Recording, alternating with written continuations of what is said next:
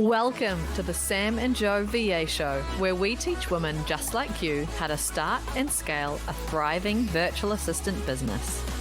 We're your hosts, Sam and Joe, and get ready to have the control, flexibility, and freedom you've always dreamed of. Welcome to episode 156. Listen in on Sam and Joe's chat about Chat GPT. Because there's been a lot of chat lately around the world about Chat GPT, so we thought we'd chat about it some more. Yeah. We got asked this week actually by one of the participants in Launch in 30 Days. She'd been having a conversation with somebody that she knew who is a social media manager. And this person had brought up Chat GPT and just said, hey, just so you're aware, this might actually affect you getting clients. Mm-hmm. So this participant of Launch in 30 Days reached out to us and said, hey, look, will it? Is this something that I should be worried about? Or is this something that the VA industry as a whole should be worried about? Yeah, I mean, and it's a fair enough worry, I think. Yeah. Because there is a lot of talk about it and, you know, having like the digital version of a virtual assistant starting to come in, and we've got Siri, and I feel like it's not that it's going to replace virtual assistants, but I think like what we've seen with Siri and now Chat GPT is that it'll just speed up some things, and virtual assistants will do different kind of work. And they will probably implement automation and using AI on behalf of clients and like letting them know which are the great tools to use, and hey, let's implement this, let's do this. So more of like a advisory, overseeing, running things, managing things kind of role, rather than like, I'm going to come up with some text about something. Yeah. Yeah, I What's your think at the moment, I think there are two camps when it comes to ChatGPT. There's the love it, embracing it, this is amazing. And this is the camp you're in, Joe. Like you're very much, oh my God, look what it's just done. I'm more of a, oh my God, I don't know whether I entirely trust it. And it's not because I'm worried about how it affects the, virtual assistants. I am not worried about that whatsoever, because I agree with you. I think in actual fact, it is going to help. It's going to be a time saver for a lot of virtual assistants. I think this is a good thing for the VA space. I think the type of person that is outsourcing to a VA is not going to stop doing that because of Chat GPT. No, because you still have to use the tool. You still have to know what to input into the tool. You still have to do something with the output. So like the social media, like that person worried about that. Someone still needs to like ask ChatGPT to create a social media strategy and then see if it's actually good, or change what it actually says in there, modify it, implement it, then ask it the individual, like write a caption for this. So like there's still some management there. A lot of management. Making sure it's a lot of management, and making sure it's actually doing a good job and you've got the outputs that you need.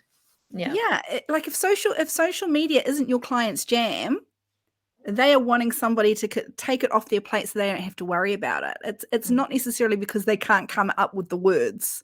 Yeah, exactly. I feel like it's going to be used by pretty much everyone around the world at some point, and it's going to help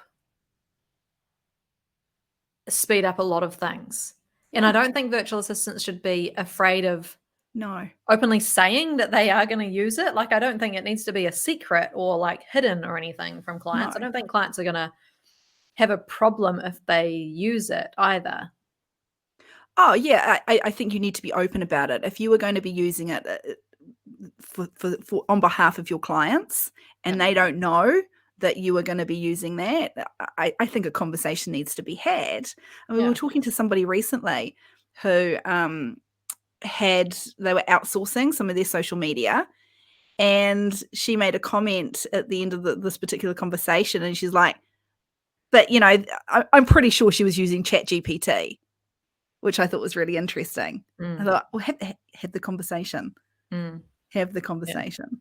Or the virtual assistant should have actually been having that conversation, not leaving it up to the client to be wondering. Yeah, exactly. Because I think the clients are going to be thinking, oh, I want to make sure that this is still actually good work, you know, and a virtual assistant's not just blindly using it and then whatever it spits out is just, you know, they're just like ticking the box. Here we go. Here's the thing. We're putting it in. Like, yep, I've done it. I've ticked the box. I've Yeah. completed that task. That's a concern. No Yes. virtual assistant should be using it like that. Yeah, and I think that's my concern about a tool like this is that, Yeah. and this is probably, we've talked about this before coming on, Joe, and you've said I think this is a personality thing a wee bit.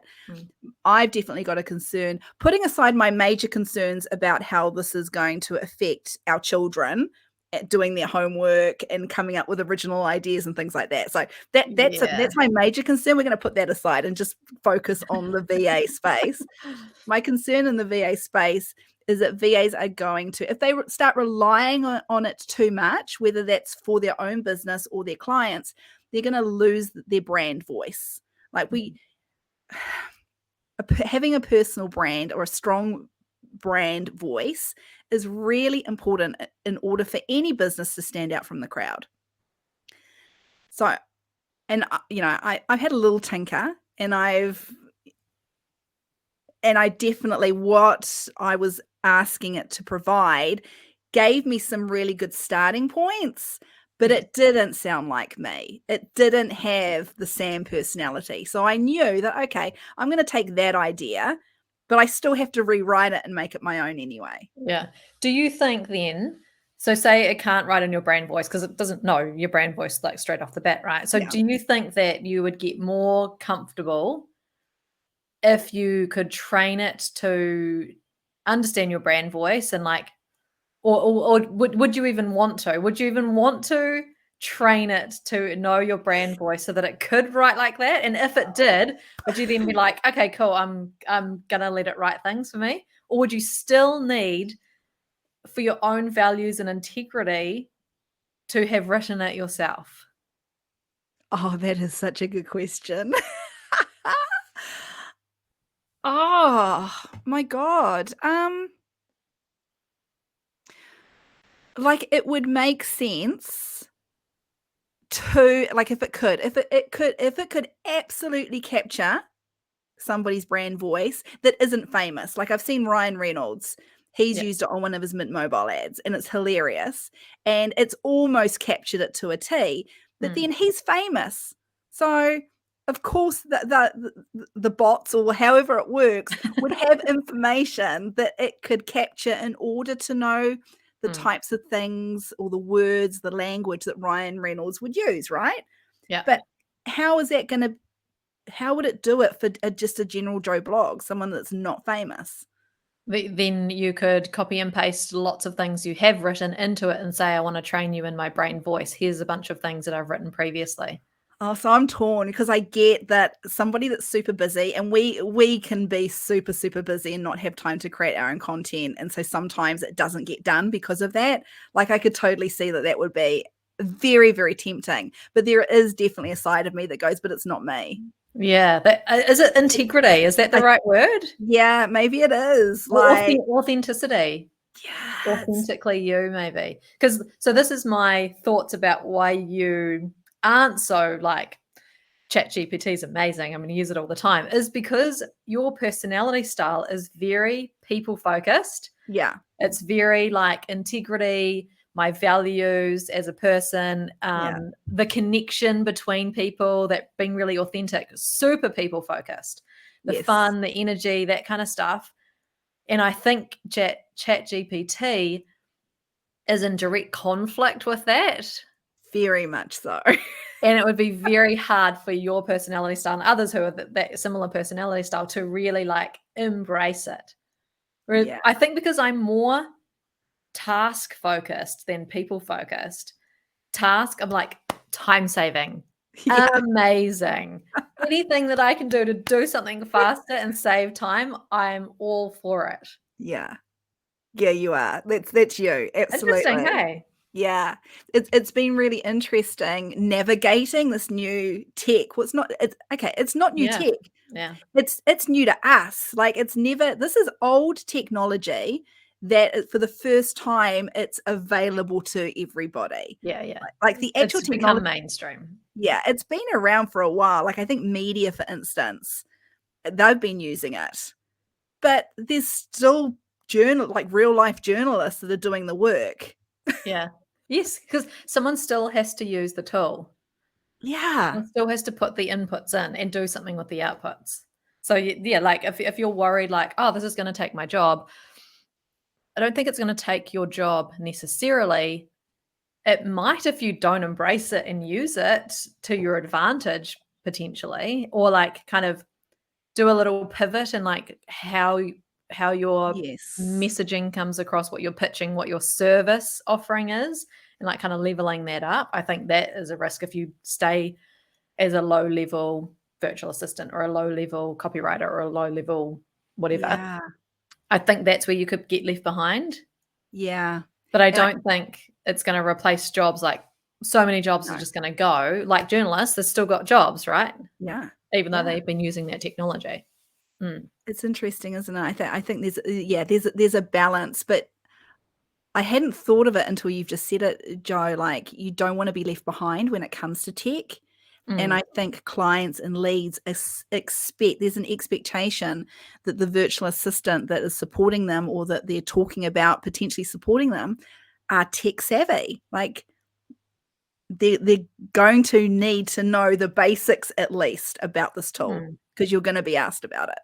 Yeah. Yeah. And it's not just this tool, but it's also like automation and streamlining and Yeah. utilizing tools in business. Like that's such a big opportunity for virtual assistants to get really great at like some workflow stuff, some streamlining stuff, some tools where they can implement this kind of software Mm, to make business better for business owners.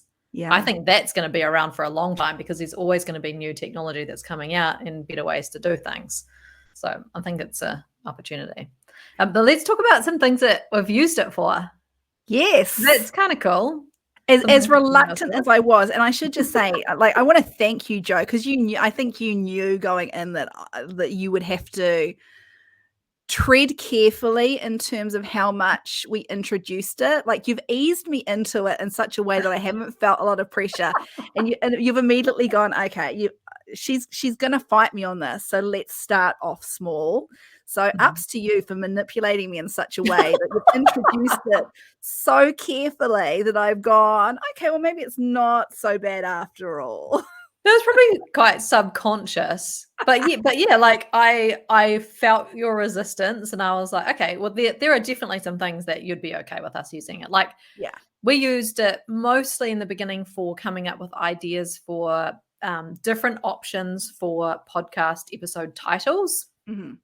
trying to make them, we want them to be enticing. We want you listening to actually be like, oh, I want to listen to that. And we've kind of got, a few seconds to do that by giving you a really great title.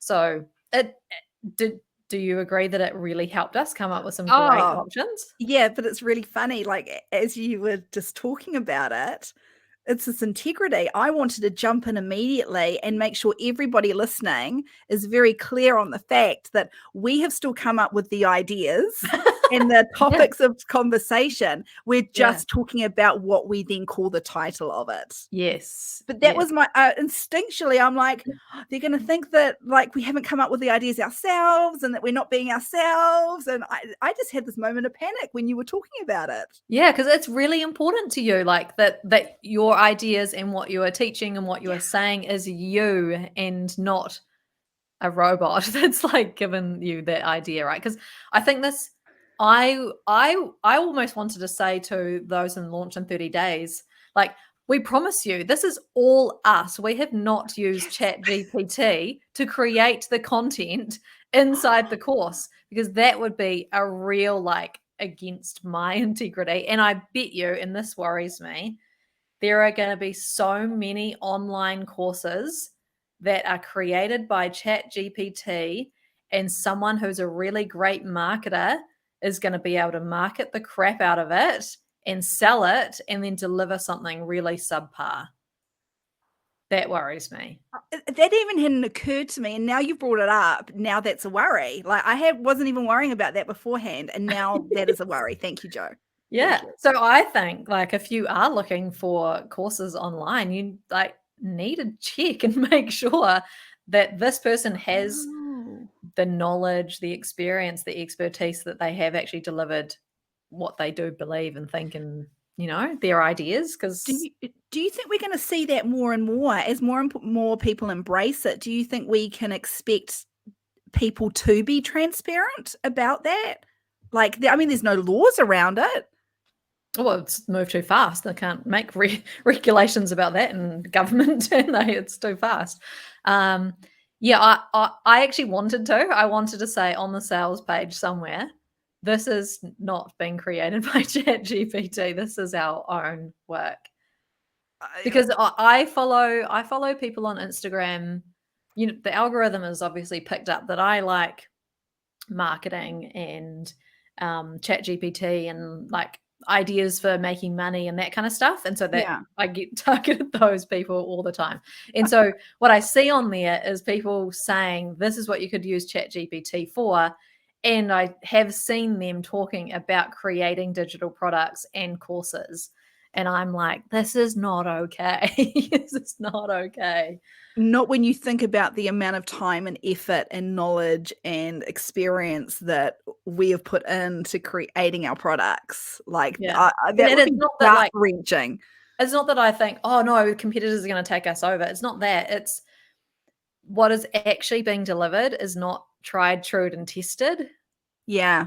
And it's people just wanting to, everyone wants to make money online now. It's like a big thing. How to get rich quick, kind of, what can you do to get rich quick? And so this is something that's going to be promoted as an option.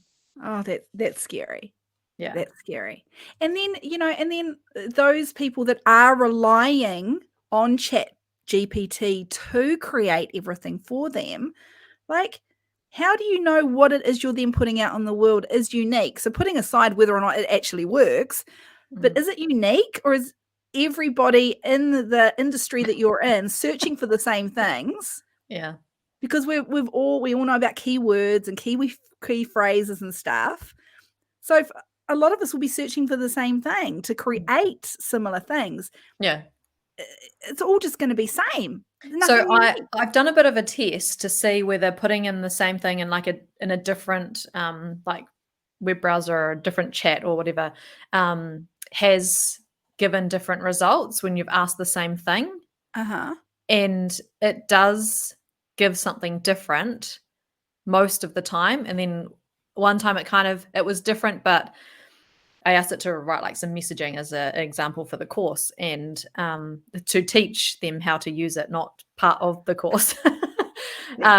And it had similar phrases, but it had reworked it in a different way.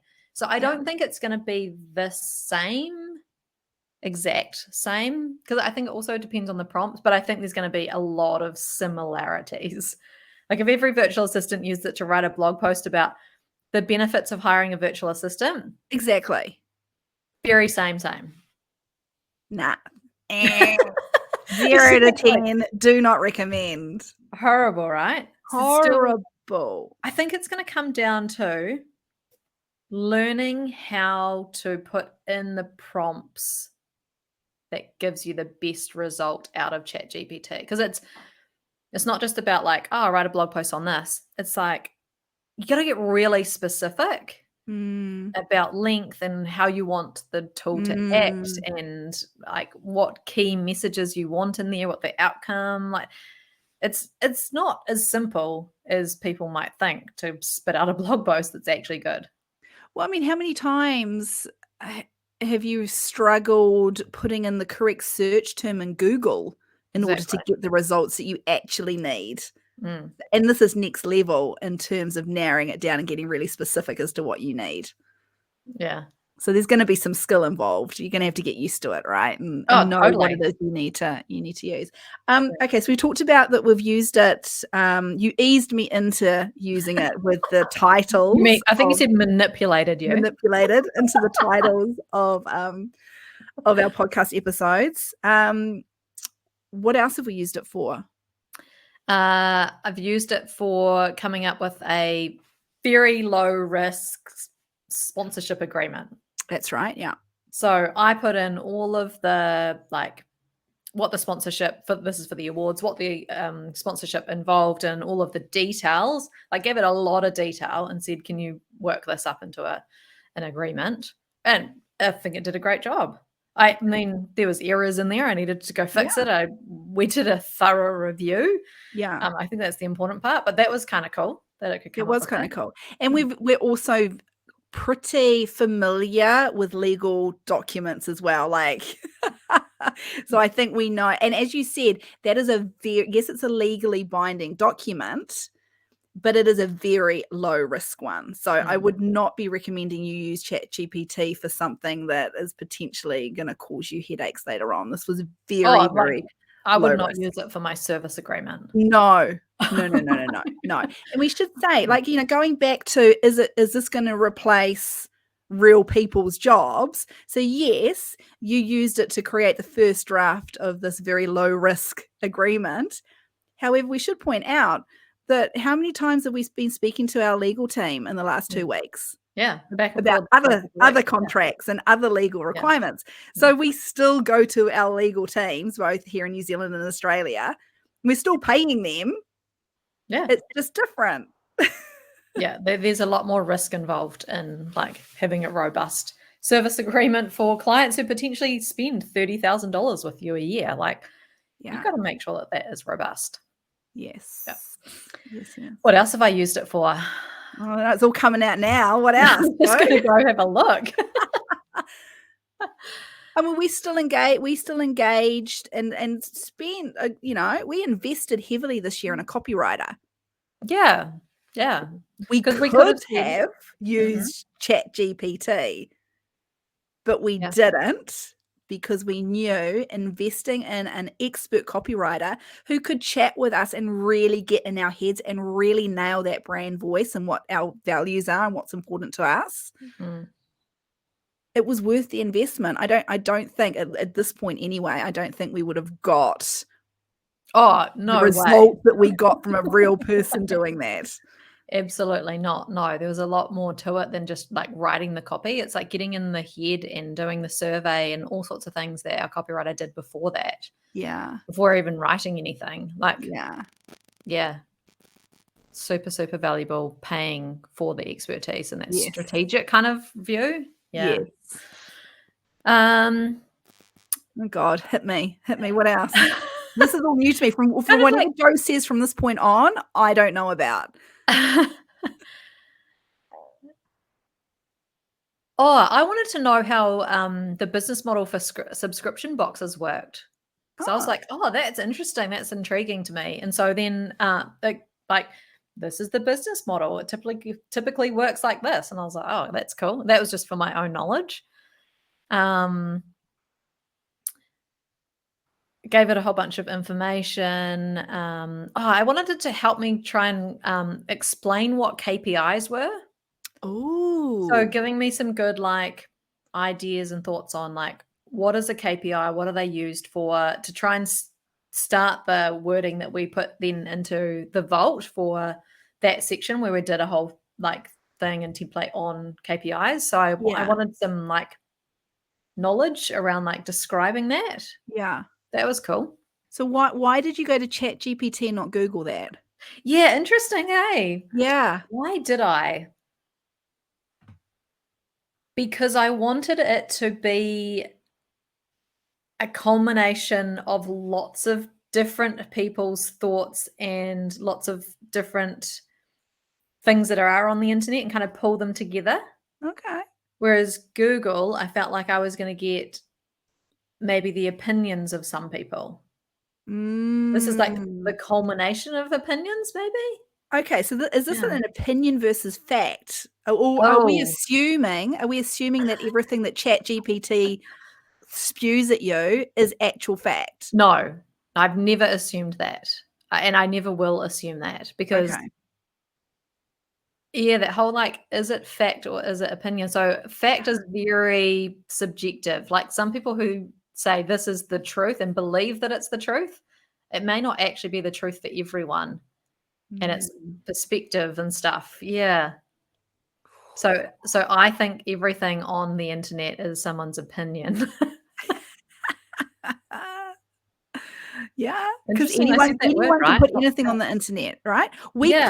We could write a blog post, we could do a podcast episode, and we could be totally talking out our ass, Yeah. and somebody Yeah. would go, "Oh, well, That's they know what they're fact. talking about. It's Yeah. gotta be fact." Yeah.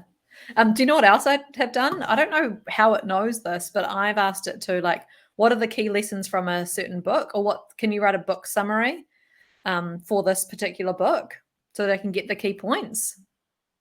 Oh, That was cool. okay. And the purpose of that, I was thinking, why did I do that? I kind of wanted to know, like, should I read this book? What is the or I've read this book before. What are the key points so I can remind myself?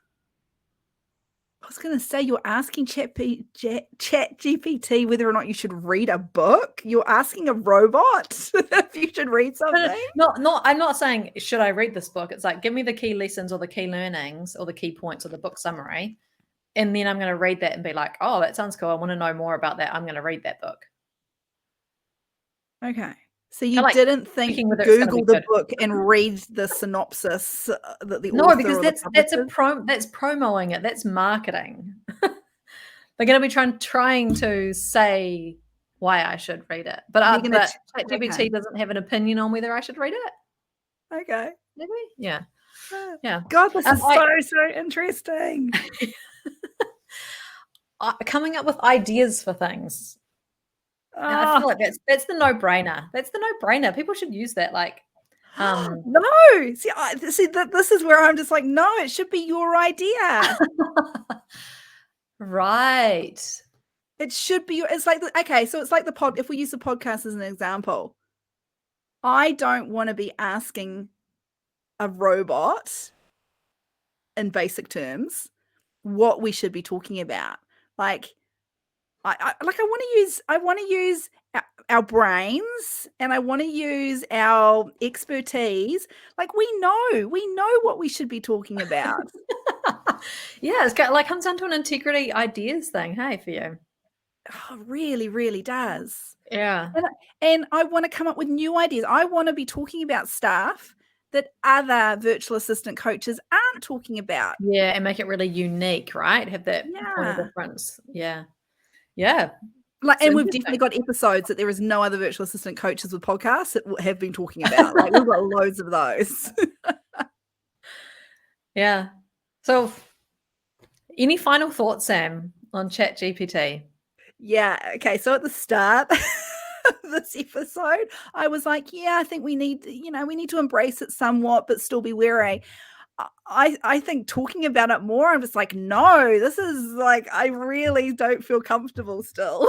Oh, no. So I just undid all of that manipulation to get You you to a did. point where you're comfortable, and now you're like, "No, we can't use it." Yeah. The things that you are viewing as positives, I'm just going, I hadn't even thought about that. That's another worry to add to my list of worries about it. Yeah. I'm really sorry we did this episode for you, Sam. I'm just gonna secretly use it in the background to Yeah. help me without telling you, okay? I agreed. Like, that seems like a really good compromise. I'm on board with that. I'll keep on doing my thing. You keep on doing yours, and it'll be a good balance that way, right? Exactly, exactly. So, yeah, we would love to know. Message us on Instagram or send us a Facebook message. We would love to know what you think of Chat GPT. What is your opinion? What do you use it for? What do you love about it? What are you worried about? Like, let's start a conversation about this because it's here. People are using it. It's not going away. It's going to be very interesting navigating the next couple of years. And like you say, especially with our kids. Yeah, that's a worry. That's a worry. So, yeah. So, are you on Team Joe? All about it, you're embracing it, you're excited about it, or are you Team Sam, who might be stuck in her ways a wee bit? I don't know.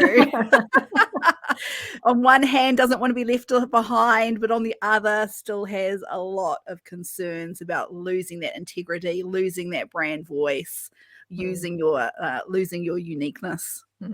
I think we can make a promise right here on the podcast that we will never deliver or sell or create or replace our ideas, thoughts, and expertise with Chat GPT. You can rest assured that what we create is actually us and our thoughts.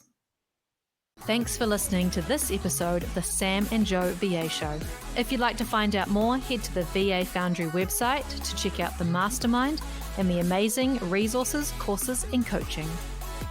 You can find us at thevafoundry.com.